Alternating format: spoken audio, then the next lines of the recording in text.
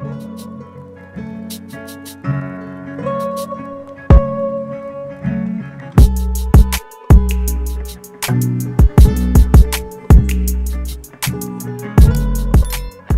years after its debut, the question we're asking today is whether the Alfa Romeo Stelvio behind me still has what it takes to ruffle some feathers in the premium SUV segment. So first thing is first, I am an Alfista. I was born into an Italian household, but jumping into the Stelvio is an occasion. You're immediately greeted with these incredibly bolstered seats which allude to the intentions of it being more sporty oriented.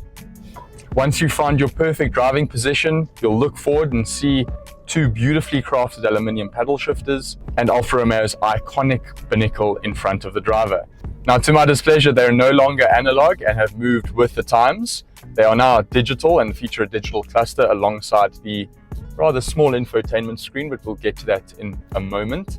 And they are configurable, so you can change them to a variety of different settings to display different styles of speedometers and tachometers, and they provide all of the driving information that you would expect in any contemporary car that is in the segment.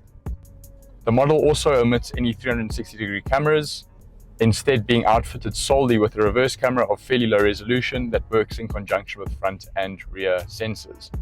At the price point of 1.3 million rand, and in comparison to some of its contemporaries, additional tech could have been fitted, but all of this is inconsequential for the few drivers out there that appreciate a dynamic drive in an SUV.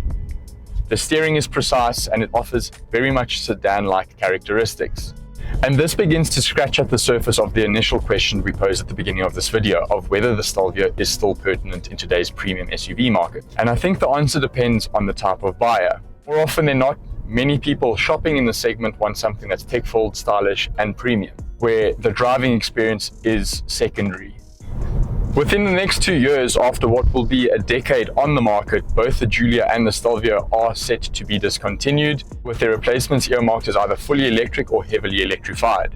And that is because this is a purely cosmetic update, meaning that the lauded Giorgio platform on which this is based has not changed.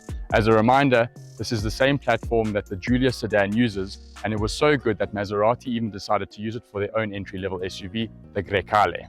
Starting at the front, and the most noticeable of the changes are the headlights, which now sport a 3+3 LED design. This is a homage to some Alfa Romeos of the past, including the Zagato-penned RZ and SZ of the 90s, as well as the 159 Brera combination of more recent memory, and it now ties into the Alfa Romeo Tonale, which is in their current lineup. Moving along the side of the vehicle, the silhouette hasn't changed all that much, with the only other noticeable exterior change being the tail lights. Thanks for watching Car Magazine. See you on the next one. And in the meantime, please don't forget to like, comment, and subscribe.